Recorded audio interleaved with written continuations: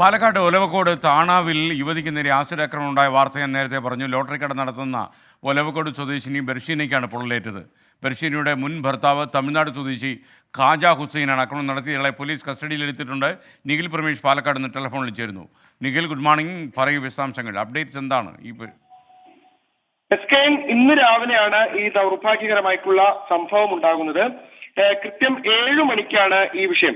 താണാവിൽ lottery കട നടത്തുകയായിരുന്ന ഒലവക്കോട് സ്വദേശിനി ബർഷീനയ്ക്ക് നേരെയായിരുന്നു ആക്രമണം.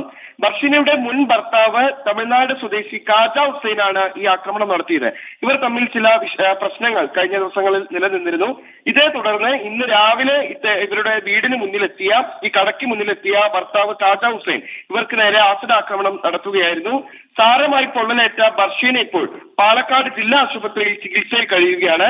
ഖാജ ഹുസൈനെ പോലീസ് കസ്റ്റഡിയിലെടുത്തിട്ടുണ്ട്. ഈ സംഭവം നടന്ന ഉടനെ തന്നെ ഇവിടുത്തെ പ്രദേശവാസികൾ പോലീസിന് വിവരം അറിയിക്കുകയും പോലീസ് സംഭവ സ്ഥലത്തെത്തി ഇയാളെ കസ്റ്റഡിയിലെടുക്കുകയായിരുന്നു.